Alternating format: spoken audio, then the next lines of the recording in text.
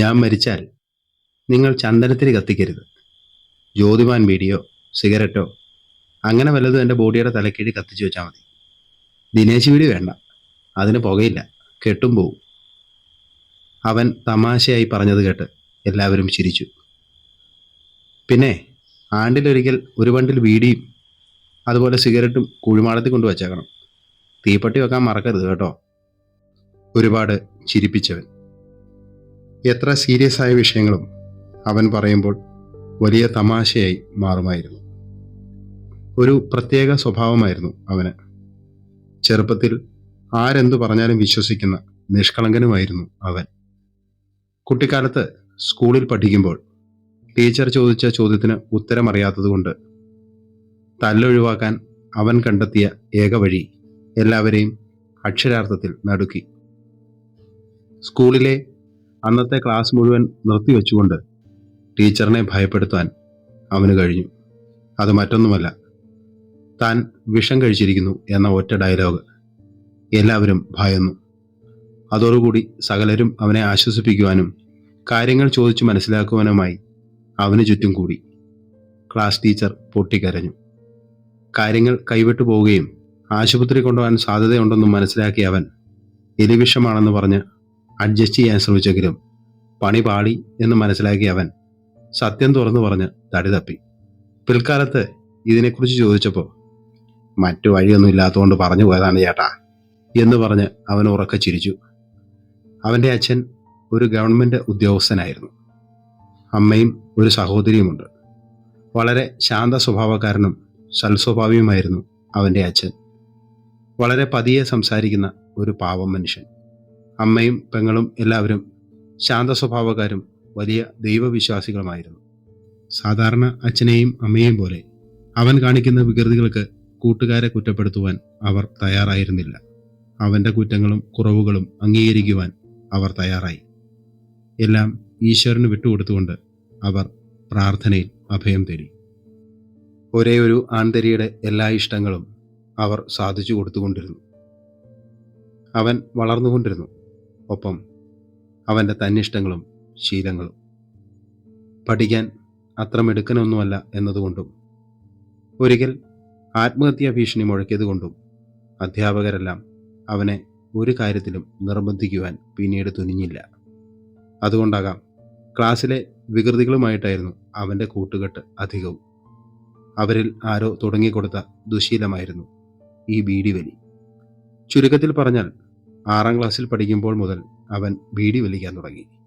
പലരും പല വഴിയിലും ഉപദേശങ്ങളുമായി എത്തിയെങ്കിലും അച്ഛൻ ഉപദേശിക്കുകയും തല്ലുകയും ചെയ്തെങ്കിലും അവന് ആ ശീലം ഉപേക്ഷിക്കുവാൻ കഴിഞ്ഞില്ല. അവനോടൊപ്പം ആ ശീലങ്ങളും വളർന്നു വന്നു. പഠനം 10ാം ക്ലാസ്സിന് മുമ്പ് അവസാനിപ്പിച്ചു. എങ്ങനെയെങ്കിലും അവൻ്റെ പഠനം തുടരാനും 10ാം ക്ലാസ് വരെ എത്തിക്കുവാനും വീട്ടുകാർ നിർബന്ധിച്ചുകൊണ്ടിരുന്നു. അവൻ്റെ അഭിപ്രായത്തിൽ പഠിക്കാനുള്ളതെല്ലാം പഠിച്ചു കഴിഞ്ഞു എന്നതായിരുന്നു നിലപാട്. വർഷം 2003-2004 കാലഘട്ടം. ഹാൻസ്, പാൻപരാഗ് തുടങ്ങിയ നോർത്ത് ഇന്ത്യൻ ലഹരി വസ്തുക്കൾ ചെറിയ കടകളിൽ വലിയ മാലകളായി തൂങ്ങിക്കിടക്കുന്ന സമയമായിരുന്നു അത്. വളരെ സ്വാഭാവികമായ ഒരു കാഴ്ച. ഇന്ന് അത് ഗവൺമെൻറ് നിരോധിച്ച ലഹരി വസ്തുക്കളാണ്. പാൻപരാഗ് വലിയ മാലകളായി ചെറുപ്പക്കാർ പോക്കറ്റിൽ ഇട്ടുകൊണ്ട് കിടന്ന സമയം. അതെല്ലാം അവനും ഉപയോഗിച്ചിരുന്നു. അതിൻ്റെ പേരിൽ വീട്ടിൽ നിന്ന് കിട്ടിയ ശിക്ഷകളെല്ലാം വലിയ തമാശ കഥകളായി വൈകുന്നേരങ്ങളിൽ ഞങ്ങളുടെ കൂടെ ഇരുന്ന് പറയും. മൊബൈൽ ഫോൺ അന്യമായിരുന്ന ആ കാലഘട്ടത്തിൽ വൈകുന്നേരങ്ങളിലെ ഈ ഒത്തുകൂടൽ എല്ലാവർക്കും ഒഴിച്ചുകൂടാൻ വയ്യാത്ത ഒരു പതിവായിരുന്നു.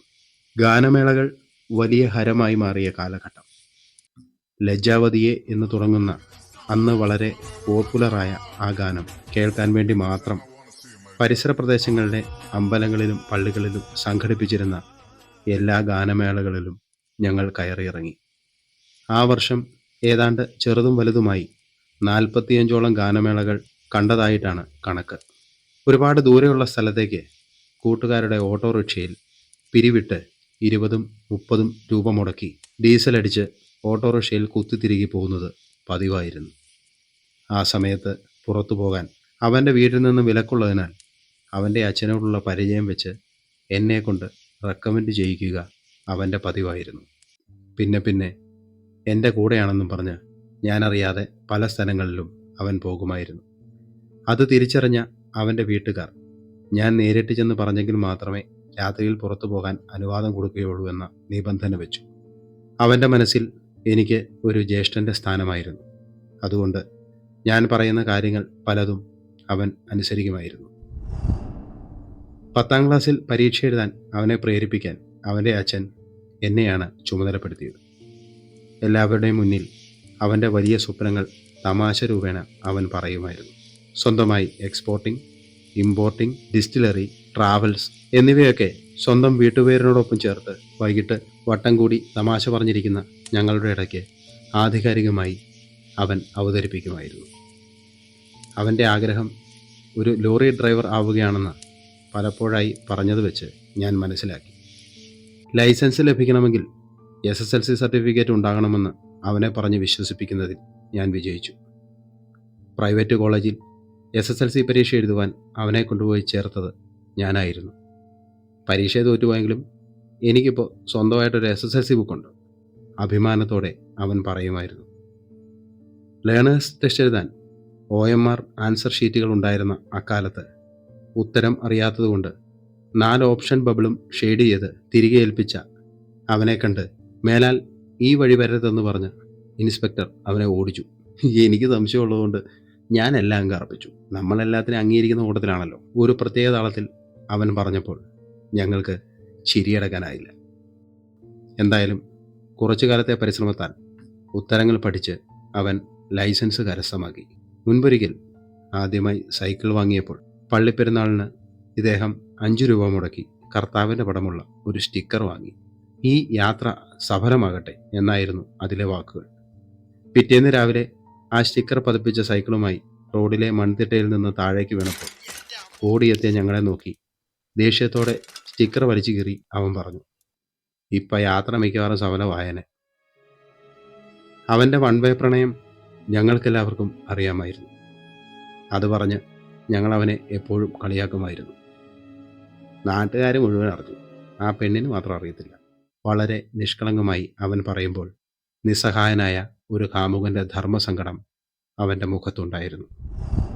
കാലം ഒരുപാട് കടന്നുപോയപ്പോൾ എല്ലാവരും ഓരോ ജീവിതമാർഗത്തിലേക്ക് തിരിഞ്ഞു. പരസ്പരമുള്ള കൂടിക്കാഴ്ചകൾ കുറഞ്ഞത് കാലം ഇടയ്ക്കിടെ ഓണത്തിനും ക്രിസ്മസിനും ഓർമ്മിപ്പിച്ചുകൊണ്ടിരുന്നു.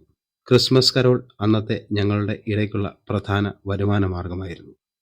ആ സമയമാകുമ്പോൾ തല്ലിക്കൂട്ടിയ ഒരു ക്ലബിൻ്റെ പേരിൽ വീടായ വീടുകളെല്ലാം കയറി ഇറങ്ങി പിരിക്കുന്ന പണം പങ്കിട്ട് ക്രിസ്മസ് ആഘോഷിക്കാറുണ്ട്. വലിയ വരുമാനമൊന്നുമില്ലെങ്കിലും ചെറിയ തുകകൾ എല്ലാവർക്കും ലഭിക്കുമായിരുന്നു.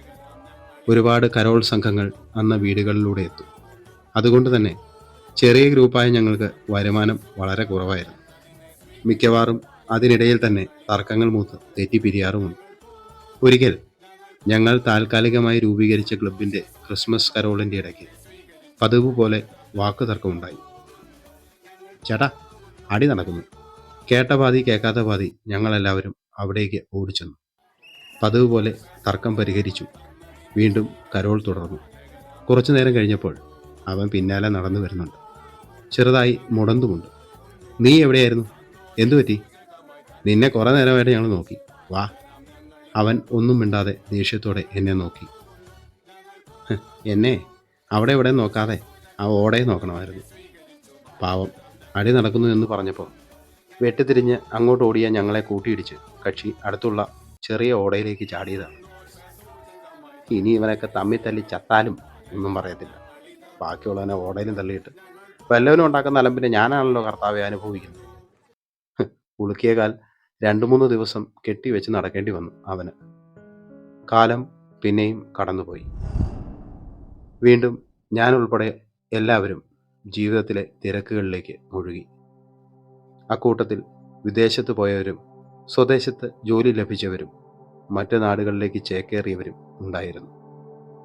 പായല് പിടിച്ച ചുവരിൽ ഇഷ്ടിക കഷ്ണങ്ങൾ കൊണ്ട് കുറിച്ചിട്ട ഞാനടങ്ങുന്ന മഹാന്മാരുടെ പേരുകൾ മാഞ്ഞു തുടങ്ങി. ഞങ്ങൾ വട്ടം കൂടിയിരിക്കുന്ന വരാന്തകളിൽ പുതിയ തലമുറ ചേക്കേറി തുടങ്ങി. മുൻപേ സഞ്ചരിച്ചവർ ഞങ്ങൾക്ക് വഴിമാറി തന്നതുപോലെ ഞങ്ങളും വഴിമാറി നിന്നു. ഓട്ടോറിക്ഷ തൊഴിലാളിയായി മാറിയ അവനെ ഇടയ്ക്കിടെ കണ്ടുമുട്ടാറുണ്ടായിരുന്നു. എപ്പോഴോ അവൻ്റെ നമ്പർ വാങ്ങി ഫോണിൽ സേവ് ചെയ്ത് വെച്ചു. എന്തെങ്കിലും ആവശ്യം വന്നാൽ വിളിക്കാമല്ലോ എന്ന് കരുതിയാണ്. പക്ഷേ വിളിച്ചപ്പോഴൊന്നും അവൻ കൃത്യമായി വന്നിട്ടില്ല. ചിലപ്പോൾ മണിക്കൂറുകൾ വരെ കാത്തു നിൽക്കേണ്ടതായി വന്നിട്ടുണ്ട്. അതിനിടയിൽ അവൻ അത്ര നല്ലതല്ലാത്ത കൂട്ടുകെട്ടുകളിൽ ചെന്ന് പെട്ടതായി കേട്ടു. കുറേ കാലത്തേക്ക് അവനെ കണ്ടില്ല. പിന്നീടൊരിക്കൽ കൂട്ടുകാരൻ്റെ വിവാഹ ചടങ്ങിൽ വെച്ച് പഴയ സുഹൃത്തുക്കളോടൊപ്പം അവനെ കണ്ടുമുട്ടിയപ്പോൾ പഴയ സ്നേഹത്തിന് ഒട്ടും കുറവില്ലാത്ത ചിരിയുമായി അവൻ ഓടിയെത്തി, ഒരുപാട് കഥകളുമായി. ഒരിക്കൽ ഒരു സ്ത്രീ ഓട്ടം വിളിച്ച കഥ അവൻ സരസമായി പറഞ്ഞു കേൾപ്പിച്ചു. പലചരക്കുകടയിൽ നിന്നും സാധനങ്ങളെല്ലാം വാങ്ങി വണ്ടിയിൽ കയറ്റി ആ സ്ത്രീ പോകേണ്ട സ്ഥലം പറഞ്ഞു. വണ്ടി പുറപ്പെട്ടു. സ്ഥലത്തെത്തി അവൻ തിരിഞ്ഞു നോക്കിയപ്പോൾ ആ ഓട്ടോറിക്ഷയിൽ അവരില്ല. സന്ധ്യാസമയം, കൂറ്റാക്കൂരിട്ട് പേടിയോടെ അവൻ കണ്ണടച്ചിരുന്നു. പിന്നാലെ മറ്റൊരു ഓട്ടോറിക്ഷയിൽ അവർ അവിടേക്ക് എത്തുകയായിരുന്നു. അതെ, ഒരാൾക്ക് വരാൻ 2 ഓട്ടോറിക്ഷ. കരഞ്ഞ് കാല് പിടിച്ച് വണ്ടിക്കൂലിയും വാങ്ങി അവൻ സ്ഥലം വിട്ടു. അന്ന് അങ്ങനെ കുറേ കഥകൾ പറഞ്ഞ് പഴയ ഓർമ്മകൾ അയവിറക്കി ഞങ്ങളെല്ലാവരും പിരിഞ്ഞു. നാളുകൾ വീണ്ടും കടന്നുപോയി. ഒരു ദിവസം രാത്രി അവൻ്റെ കോൾ വന്നു. മറ്റൊരു കൂട്ടുകാരനായ ഡ്രൈവർ അപകടത്തിൽപ്പെട്ടെന്ന്. ഞങ്ങളെല്ലാവരും ആശുപത്രിയിലേക്ക് വച്ചുപിടിച്ചു. പറയത്തക്ക പരിക്കുകളൊന്നും അവന് ഉണ്ടായിരുന്നില്ലെങ്കിലും 24 മണിക്കൂർ ഒബ്സർവേഷനിൽ കിടക്കാൻ ഡോക്ടർ നിർദ്ദേശിച്ചു. രാത്രി ഹോസ്പിറ്റലിൽ കൂട്ടിനായി നിൽക്കാൻ തീരുമാനിച്ച 2 പേരിൽ ഒരാൾ നമ്മുടെ കഥാനായകനായിരുന്നു. പുലർച്ചെ കാണാമെന്ന് പറഞ്ഞ് എല്ലാവരും രോഗിയെ ആശ്വസിപ്പിച്ച് പിരിഞ്ഞു. നേരം വെളുത്ത് രോഗിയെ കാണാൻ ചെന്ന ഞങ്ങൾക്ക് പതിവ് പോലെ ചിരിക്കാനുള്ള വകയുണ്ടായിരുന്നു. രാവിലെ ഡോക്ടർ റൗണ്ട്സിന് വന്നപ്പോൾ രോഗിയും കൂട്ടുകാരും നല്ല ഉറക്കമായിരുന്നു. രോഗി തറയിലും കൂട്ടുകിടക്കാൻ വന്ന 2 പേർ രോഗിയുടെ കട്ടിലിലും സുഖമായി കിടന്നുറങ്ങുന്നു. ഇങ്ങനെ നീളുന്നു അവനെ പറ്റിയുള്ള കഥകൾ. കാലം കടന്നുപോയിക്കൊണ്ടിരുന്നു. കൃത്യമായി പറഞ്ഞാൽ 2-3 വർഷത്തോളം കടന്നുപോയി. ഇടയ്ക്കിടെയുള്ള കണ്ടുമുട്ടലുകൾ ഒഴിച്ചാൽ അവനെ ഞാൻ മറന്നു തുടങ്ങിയിരുന്നു. ഒരു വൈകുന്നേരം വെറുതെ പഴയ ഓർമ്മകളിലേക്ക് നടക്കാനിറങ്ങിയ എൻ്റെ മുന്നിലേക്ക് ഒരു ഓട്ടോറിക്ഷ വന്നു നിന്നു. ചേട്ടാ വരുന്നോ? ഒരു പാഴ്സൽ എടുക്കാനുണ്ട്. തനിയെ 10-28 കിലോമീറ്റർ അങ്ങോട്ടും ഇങ്ങോട്ടും പോകണം. തിരക്കില്ലേ ചേട്ടൻ കയറ്, ഇല്ലെങ്കിൽ എനിക്ക് ബോറടിക്കും. എന്തെങ്കിലും പറഞ്ഞുകൊണ്ട് നമുക്ക് പോകാമെന്നേ. അന്ന് എനിക്ക് പ്രത്യേകിച്ച് തിരക്കൊന്നുമില്ലാത്തതുകൊണ്ട് ഞാൻ വണ്ടിയിൽ കയറി. അവന് സന്തോഷമായി. പോകുന്ന വഴിക്ക് വീട്ടിലൊന്ന് കയറണം. കാക്കി ഷർട്ട് ഒരെണ്ണം വേണം. വഴിക്ക് പോലീസ് ചെക്കിംഗ് ഉണ്ടാവും. അങ്ങനെ ഞങ്ങൾ അവൻ്റെ വീട്ടിലെത്തി. അവൻ ഉള്ളിലേക്ക് പോയി അലമാരയിൽ തിരച്ചിൽ നടത്തുകയാണ്. അതിനിടയിൽ അവൻ്റെ അമ്മ എന്നോട് സംസാരിച്ചു. ഇപ്പോൾ ഒരുപാട് മാറ്റമുണ്ട് അവന്. പഴയതുപോലൊന്നുമല്ല. ദുശീലങ്ങളൊക്കെ കുറഞ്ഞു. സന്ധ്യയ്ക്ക് കുരിശ് വരയ്ക്കുന്നതിന് മുമ്പ് വീട്ടിലെത്തും. പ്രാർത്ഥനയിൽ പങ്കെടുക്കും. സന്തോഷത്തോടെ അവർ പറഞ്ഞു. ഞാൻ ചിരിച്ചു. ഒരുപാട് പ്രശ്നങ്ങൾ ഉണ്ടായിട്ടുണ്ട് അവൻ്റെ ജീവിതത്തിൽ, പോലീസ് കേസുകൾ ഉൾപ്പെടെ. അങ്ങനെയുള്ള കാര്യങ്ങൾ അപ്പോഴാണ് ഞാൻ അറിയുന്നത്. ഒരുപക്ഷെ അവൻ നിങ്ങളുടെ കൂടെ ആയിരുന്നെങ്കിൽ ഇത്രയും പ്രശ്നങ്ങൾ ഉണ്ടാവില്ലായിരുന്നു. ഇതൊക്കെ സംഭവിക്കേണ്ടതായിരിക്കും, അമ്മ പറഞ്ഞു. അവർ നൽകിയ കട്ടൻ കാപ്പിയും കുടിച്ചുകൊണ്ട് ഞങ്ങൾ പുറപ്പെട്ടു. വഴിയിൽ വെച്ച് ജീവിതത്തിൽ സംഭവിച്ച ഒരുപാട് കാര്യങ്ങൾ അവൻ എന്നോട് പറഞ്ഞു. ഇപ്പോൾ ഒരുപാട് അനുഭവമായി ചേട്ടാ, ഇനി എല്ലാം ശരിയാക്കണം. ആ യാത്ര പൂർത്തിയാക്കി ഞങ്ങൾ പിരിഞ്ഞു. തിരിച്ചു പോരുമ്പോൾ അവൻ എന്നോട് ചോദിച്ചു, ഇടയ്ക്കൊക്കെ ഞാൻ ചേട്ടനെ വിളിച്ചോട്ടെ, കുറച്ചു നേരം സംസാരിക്കാം? പിന്നെന്താ, നിനക്ക് ഇഷ്ടമുള്ളപ്പോൾ എപ്പോൾ വേണമെങ്കിലും വിളിക്കാം. പിന്നെ വരുമ്പോൾ വിളിച്ചിട്ട് വരണം. ചിലപ്പോൾ ഞാൻ വീട്ടിലുണ്ടാകണമെന്നില്ല. പിന്നീട് ഇടയ്ക്കിടയ്ക്കൊക്കെ അവൻ ഫോണിൽ വിളിക്കുമായിരുന്നു. ഇന്ന് വരട്ടെ, അവിടെ കാണുമോ? ചുമ്മാ കുറച്ച് കാര്യങ്ങൾ സംസാരിക്കാനാണ്. അങ്ങനെയാണ് ചോദിക്കുക. പല ഞായറാഴ്ചകളിലും അവൻ വിളിക്കും. ചേട്ടാ ഞാൻ വന്നോട്ടെ, അവിടെ ഉണ്ടോ? 10 മിനിറ്റിനുള്ളിൽ അവൻ എത്തിച്ചേരും. തമാശകൾ പറയും, പുതിയ കഥകൾ. പിന്നെ കുറേ നേരം എന്നോടൊപ്പം ഇരിക്കും. എന്നിട്ട് യാത്ര പറഞ്ഞ് പിരിയും. എന്തൊക്കെയോ ശാരീരിക അസ്വസ്ഥതകൾ അവനെ അലട്ടിയിരുന്നു. അതും തമാശ രൂപത്തിൽ അവൻ അവതരിപ്പിക്കുകയായിരുന്നു. എന്നോട് അഭിപ്രായങ്ങൾ ചോദിക്കും. ഞാൻ മറുപടി പറയും. ജോലിയുടെ തിരക്കുകൾ മൂലം പലപ്പോഴും എനിക്ക് അവൻ്റെ കോളുകൾ അറ്റൻഡ് ചെയ്യാൻ കഴിയുമായിരുന്നില്ല.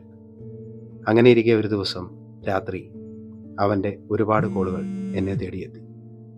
ഫോൺ സൈലൻ്റ് ആയതിനാൽ ഞാനതൊന്നും കണ്ടിരുന്നില്ല. പിന്നീട് മറന്നും പോയി. പിറ്റേന്ന് വൈകുന്നേരം സുഹൃത്തുക്കൾ എന്നെ കണ്ടപ്പോൾ പറഞ്ഞു, അവൻ ഹോസ്പിറ്റലിൽ അഡ്മിറ്റാണ്. കഴിഞ്ഞ ആഴ്ചയാണ് അവസാനമായി അവനെ കണ്ടത്. പനിയോ മറ്റോ ആയിരിക്കും എന്ന് ഞങ്ങൾ വിചാരിച്ചു.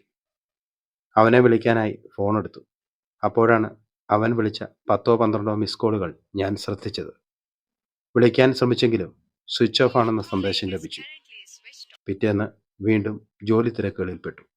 എന്നാൽ 2-3 ദിവസം കഴിഞ്ഞപ്പോൾ ഒരു വൈകുന്നേരം അവനെ ഏതോ വലിയ ഹോസ്പിറ്റലിലെ ICUവിലേക്ക് മാറ്റിയെന്നും സ്ഥിതി വളരെ സീരിയസ് ആണെന്നും കൂട്ടുകാർ പറഞ്ഞറിഞ്ഞു.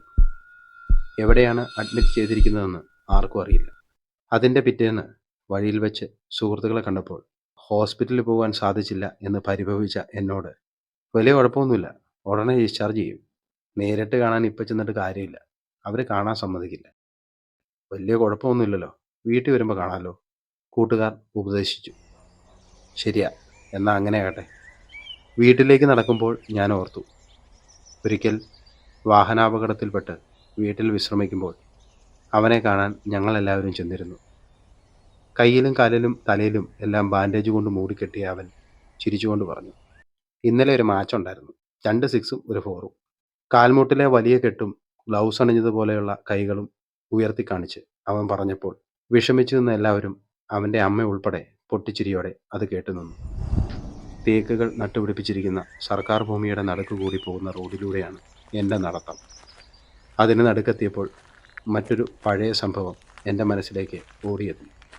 എടാ, നിൻ്റെ പേര് ഫോറസ്റ്റുകാർ കേസെടുത്തെന്ന് കേട്ടല്ലോ, ശരിയാണോ? പാപി ചെല്ലുന്നിടം പാതാളം, അല്ലാതെ എന്ത് പറയാനാ ചേട്ടാ, അവൻ പറഞ്ഞു. സംഭവം ഇതാണ്. ശക്തമായ കാറ്റുള്ള ഒരു സമയത്ത് 1-2 വലിയ തേക്കുമരങ്ങൾ മറിഞ്ഞു വീണു. അതങ്ങനെ തന്നെ കിടക്കുക, ആരും തിരിഞ്ഞു നോക്കാനില്ല. അതിനുള്ളിലൂടെ അനേകം വഴികളുണ്ട്. ഒരു ടാറിട്ട റോഡും. അതിലൂടെയാണ് വാഹനങ്ങൾ പോകുന്നത്. ദിവസങ്ങൾക്ക് ശേഷവും ആരും ചോദിക്കാനെത്താത്തതുകൊണ്ട് കുറേ ആളുകൾ അതിൻ്റെ ശിഖരങ്ങൾ അറുത്തു കൊണ്ടുപോകാൻ തുടങ്ങി. അത് ഫോറസ്റ്റ് ഡിപ്പാർട്ട്മെൻറ്റിൻ്റെ അധീനതയിൽപ്പെടുന്ന സ്ഥലമാണ്. അതിൻ്റെ ഗൗരവമറിയാത്ത ആൾക്കാർ ആ മരം മുറിച്ച് കഷ്ണങ്ങളാക്കി വീട്ടിലേക്ക് കൊണ്ടുപോവുകയാണ്. അപ്പോഴാണ് നമ്മുടെ കഥാനായകൻ അതിലെ നടന്നു വരുന്നത്. ഇതൊന്ന് പിടിച്ചേ, ഞാനിപ്പോൾ വരാം. ഒരാൾ മരക്കഷ്ണങ്ങൾ മുറിച്ചുകൊണ്ടിരുന്ന ചെറിയ മഴു അവൻ്റെ കയ്യിലേക്ക് കൊടുത്തു. അവനത് വാങ്ങി കയ്യിൽ പിടിച്ചു. അയാൾ മരക്കഷ്ണങ്ങൾ തോളിലേറ്റി വീട്ടിലേക്ക് നടന്നുപോയി. കുറച്ച് നിമിഷങ്ങൾക്കുള്ളിൽ ഫോറസ്റ്റ് ഡിപ്പാർട്ട്മെൻറ്റിൻ്റെ ജീപ്പ് പാഞ്ഞെത്തി. അവിടുത്തെ മരങ്ങൾ ഫോറസ്റ്റ് ഡിപ്പാർട്ട്മെൻറ്റിന് അവകാശപ്പെട്ടതാണ്. അവർ നോക്കുമ്പോൾ കോടാരിയും പിടിച്ച് ഞെളിഞ്ഞു നിൽക്കുന്നു ഒരുത്തൻ. അങ്ങനെ അവിടെ ഉണ്ടായിരുന്നവർക്കൊപ്പം അവനും പെട്ടു. അത് കേസായി. അത് പറഞ്ഞുകൊണ്ടുള്ള അവൻ്റെ നിൽപ്പോർത്തപ്പോൾ എനിക്ക് ചിരി പൊട്ടി. ഇനി ആശുപത്രിയിൽ നിന്നും തിരികെ വരുമ്പോൾ എന്ത് കഥയായിരിക്കും അവന് പറയാനുണ്ടാവുക എന്ന ചിന്തയോടെ ഞാൻ വീട്ടിലേക്ക് നടന്നു. പിറ്റേന്ന്, അന്നൊരു ഞായറാഴ്ചയായിരുന്നു. രാവിലെ വൈകിയും ഉറക്കമുണരാത്ത എൻ്റെ അരികിലിരുന്ന് മൊബൈൽ ശബ്ദിച്ചു. അവനായിരിക്കും. ഫോൺ അറ്റൻഡ് ചെയ്തു. മറുവശത്ത് മറ്റൊരു സുഹൃത്താണ്. അയാൾക്ക് പറയാനുള്ളത് അവൻ്റെ മരണവാർത്തയായിരുന്നു. ഒരു നിമിഷം വലിയൊരു ശൂന്യത എനിക്ക് അനുഭവപ്പെട്ടു. കണ്ണുകൾ നിറഞ്ഞു. അവൻ്റെ ഓർമ്മകൾ, അവൻ പറഞ്ഞ കഥകൾ, അവൻ്റെ പൊട്ടിച്ചിരികൾ എല്ലാം എൻ്റെ മനസ്സിൽ തെളിഞ്ഞു. പിറ്റേന്ന് രാവിലെ അവൻ്റെ വീട്ടിൽ വെളുത്ത വസ്ത്രത്തിൽ മൂടി നിശ്ചലനായി കിടക്കുന്ന അവൻ. പശ്ചാത്തലത്തിൽ നേർത്ത തേങ്ങലുകൾ കേൾക്കാം. അവനെ ഒരു നോട്ടം കണ്ട് ഞാൻ തിരിച്ചിറങ്ങി നടന്നു. ഒരു നല്ല കാലഘട്ടത്തിൻ്റെ ഓർമ്മകളുടെ കൂമ്പാരവുമായി. വൈകുന്നേരം അവൻ്റെ സംസ്കാര ചടങ്ങുകൾ ദൂരെ നിന്ന് കണ്ടു തിരിച്ചു പോന്നു. കുറ്റപ്പെടുത്തിയവരൊക്കെ ചുറ്റും നിന്ന് നല്ലത് പറയുന്നത് കേട്ട് അവൻ അവരുടെ നടുവിൽ നിവർന്നു കിടന്നു. ചിലപ്പോൾ അവൻ ചിരിക്കുന്നുണ്ടാകാം. അന്ന് അവൻ വിളിച്ചപ്പോൾ കോൾ അറ്റൻഡ് ചെയ്യാൻ കഴിയാത്തതിൻ്റെ കുറ്റബോധം എൻ്റെ ഉള്ളിൽ കിടന്ന് ഈറിപ്പുകഞ്ഞു. എന്തായിരിക്കാം അവന് എന്നോട് പറയാനുണ്ടായിരുന്നത്. എന്നെ ഒരുപാട് ചിരിപ്പിക്കുകയും ചിന്തിപ്പിക്കുകയും ചെയ്ത ഒരുപാട് നല്ല വാക്കുകൾ അവനുണ്ടായിരുന്നു. എന്നെ തിരിച്ചറിയുന്ന, എന്നെ കേൾക്കാൻ മനസ്സുള്ള, മനസ്സിലാക്കാൻ കഴിയുന്ന എൻ്റെ തലമുറയിലെ പ്രിയപ്പെട്ട ഒരു കൂട്ടുകാരൻ കൂടി രംഗമൊഴിഞ്ഞിരിക്കുന്നു. ഉള്ളിൽ ഉറഞ്ഞുകൂടിയ സങ്കടം ആരെയും കാണിക്കാൻ നിന്നില്ല. ആർക്കും മുഖം കൊടുക്കാതെ, ആരോടും ഒന്നും പറയാതെ ഞാൻ നടന്നു. ആകാശത്ത് ഓടിയെത്തിയ കാർമേഘങ്ങളും കരച്ചിലിൻ്റെ വക്കോളമെത്തിയിരുന്നു. ആ ദിവസം കടന്നുപോയി. പിറ്റേന്ന് രാത്രി ദൂരെ മഴയുടെ ഹുങ്കാര ശബ്ദം കേൾക്കാം. ഉറക്കം അന്യമായിരിക്കുന്നു. എന്തൊക്കെയോ എഴുതണമെന്ന് തോന്നുന്നു. മേശപ്പുറത്ത് നിവർത്തി വെച്ച കടലാസിൽ കുത്തിക്കുറിച്ചു കൊണ്ടിരുന്നു. സമയം രാത്രി 1 മണിയോട് അടുക്കുന്നു. ക്ലോക്കിലെ സെക്കൻഡ് സൂചിയുടെ ശബ്ദം മാത്രം കേൾക്കാം. കൃത്യമായ ഇടവേളകളോടെ അത് ശബ്ദിച്ചുകൊണ്ടിരുന്നു. ഉറക്കം കണ്ണുകളെ മൂടുവാൻ തുടങ്ങി. മയങ്ങി തുടങ്ങിയ എന്നെ ഉണർത്തിക്കൊണ്ട് സൈലന്റ് മോഡിലിരുന്ന ഫോൺ വിറച്ചു. അവൻ്റെ നമ്പർ പേരിനോടൊപ്പം ഡിസ്പ്ലേയിൽ തെളിഞ്ഞു നിന്നു. ഒരു നിമിഷം എൻ്റെ തലച്ചോറിലൂടെ ഒരു മിന്നൽ കടന്നു. ഒരാന്തലോടെ ഞാൻ ചാടി എഴുന്നേറ്റു. അന്താളിപ്പോടെ ഡിസ്പ്ലേയിലേക്ക് നോക്കിയിരിക്കാനേ എനിക്ക് കഴിഞ്ഞുള്ളൂ. ഉയർന്ന ഹൃദയമിടിപ്പോടെ അവൻ്റെ പേരിനടിയിൽ കോളിംഗ് എന്ന വാക്ക് എന്നെ ഭയപ്പെടുത്തിക്കൊണ്ടിരുന്നു. വൈബ്രേഷൻ അവസാനിക്കുന്നത് വരെ ഞാനത് കണ്ടിരുന്നു. അല്പസമയത്തിന് ശേഷം ഫോൺ നിശ്ചലമായി. കുറേ നേരത്തേക്ക് എനിക്ക് സംസാരിക്കാൻ കഴിഞ്ഞില്ല. അത്രയ്ക്കും ഞാൻ ഭയപ്പെട്ടിരുന്നു. വീണ്ടും ഒരു കോൾ ഞാൻ പ്രതീക്ഷിക്കുന്നുണ്ട്. പക്ഷേ അതുണ്ടായില്ല. ആരായിരിക്കും എന്നെ വിളിച്ചത്? ഈ ചോദ്യം ഞാൻ പലവട്ടം ആലോചിച്ചുവെങ്കിലും തിരിച്ചു വിളിച്ചു നോക്കാൻ മനസ്സ് അനുവദിച്ചില്ല. ഫോൺ അവിടെ ഉപേക്ഷിച്ച് ഞാൻ ഉറങ്ങാൻ ശ്രമിച്ചു. അത് സാധ്യമല്ലെങ്കിലും ദിവസങ്ങൾ ആഴ്ചകൾക്ക് വഴിമാറി. ആഴ്ചകൾ മാസങ്ങളെ ക്ഷണിച്ചു വരുത്തി. മാസങ്ങൾ വർഷങ്ങളെ കാത്തിരുന്നു. ഇപ്പോൾ ഞങ്ങൾ പഴയ തലമുറയിലെ 4 കൂട്ടുകാർ ഒന്നിച്ചിരിക്കുകയാണ് ആ പഴയ തട്ടകത്തിൽ. വളരെ അവിചാരിതമായി പഴയ കഥകളുടെ ഇടയിലേക്ക് അവനും കടന്നു വന്നു. അപ്പോൾ അവൻ്റെ ഓർമ്മകളുടെ നിശ്വാസത്തോടെ കുറച്ചു നേരം എല്ലാവരും മൗനമായി. പിന്നെ അവൻ്റെ കഥകൾ പൊടിതട്ടി പുറത്തെടുത്തു. പൊട്ടിച്ചിരികളുടെ അവസാനം വിഷാദമായി പരിണമിക്കവേ എൻ്റെ അനുഭവം ഞാൻ അവരോട് പറഞ്ഞു. അവരത് അത്ഭുതത്തോടെ കേട്ടു. അവൻ്റെ നമ്പർ ഞാനിതുവരെ കളഞ്ഞിട്ടില്ല, എൻ്റെ കയ്യിലുണ്ട് ഇപ്പോഴും, ഒരാൾ പറഞ്ഞു. അടുത്തയാൾ നമ്പർ കാണിച്ചു തരികയാണ് ചെയ്തത്. എൻ്റെ പഴയ ഫോൺ, അതിലായിരുന്നു ആ നമ്പർ സേവ് ചെയ്തിരുന്നത്. ഇപ്പോഴും ആ ഫോൺ ഞാൻ സൂക്ഷിച്ചു വച്ചിട്ടുണ്ട്. പക്ഷേ എൻ്റെ ചോദ്യത്തിന് അതിന് മാത്രം ഉത്തരം കിട്ടിയില്ല. കിട്ടിയ ഉത്തരങ്ങൾക്ക് വീണ്ടും ചോദ്യങ്ങളുണ്ടായിരുന്നു. ആരായിരിക്കും എന്നെ ആ രാത്രി വിളിച്ചത്? ഉടൻ പതിവുത്തരം വന്നു. അത് നിനക്ക് തോന്നിയായിരിക്കും. കോൾ വരുന്നത് തോന്നലാണോ? അത് വേറെ ആരെങ്കിലും വിളിച്ചായിരിക്കും, എന്തെങ്കിലും കാര്യം പറയാൻ. ശരി, അങ്ങനെയാണെങ്കിൽ തന്നെ രാത്രി 1 മണിക്ക് ശേഷം ആരെങ്കിലും വിളിക്കുമോ? പോട്ടെ, നീ ആണെങ്കിൽ രാത്രി 1 മണിക്ക് ശേഷം ആരെങ്കിലും വിളിക്കുമോ? ഇനി വല്ല അത്യാവശ്യം വിളിച്ചാണെങ്കിലോ? അങ്ങനെയാണെങ്കിൽ ഒന്നിൽ കൂടുതൽ തവണ വിളിക്കണ്ടേ? ഇതൊന്നും ഉണ്ടായില്ല. ഒറ്റ കോള് മാത്രമല്ല, മരണപ്പെട്ട ഒരാളുടെ നമ്പറിൽ നിന്നും ആരും അങ്ങനെ വിളിക്കുമെന്നും തോന്നുന്നില്ല. പിന്നെ നിങ്ങളെ ആരെയും വിളിച്ചിട്ടുമില്ലല്ലോ. ഒരാശ്വാസത്തിന് എൻ്റെ മനസ്സിലുണ്ടായിരുന്ന മുഴുവൻ ചോദ്യങ്ങളും ഞാൻ അവർക്ക് മുന്നിൽ കുടഞ്ഞിട്ടു. അതിനൊന്നും ആരും വ്യക്തമായ മറുപടി പറഞ്ഞില്ല. നീ പറഞ്ഞു വരുന്നത് വിളിച്ചത് അവനാണെന്നാണോ? അവരുടെ ആ ചോദ്യത്തിന് ഞാൻ മറുപടിയൊന്നും പറഞ്ഞില്ല. ഒരു മാർഗമുണ്ട്, അവൻ്റെ വീട്ടിൽ അന്വേഷിക്കാം, അപ്പം അറിയാലോ.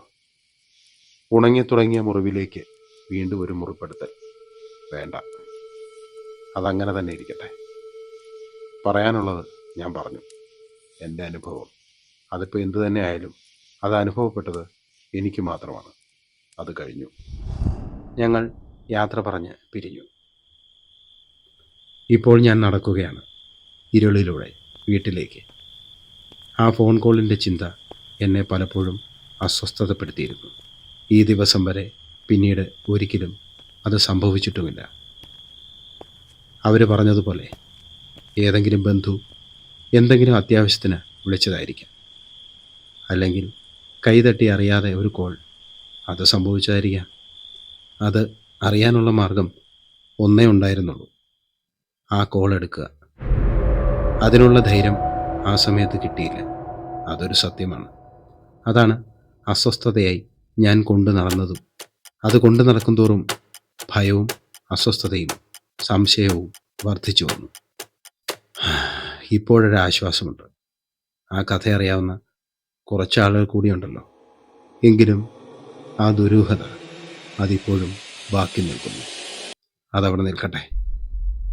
അവർ പറഞ്ഞതുപോലെ തന്നെ വിളിച്ചത് ചിലപ്പോൾ ബന്ധുക്കളായിരിക്കാം. അല്ലെങ്കിൽ ചിലപ്പോൾ എൻ്റെ അടുത്തേക്ക് വരുമെന്ന് പറയാൻ അവൻ വിളിച്ചതായിരിക്കാം. പുതിയ കഥകൾ പറയാൻ.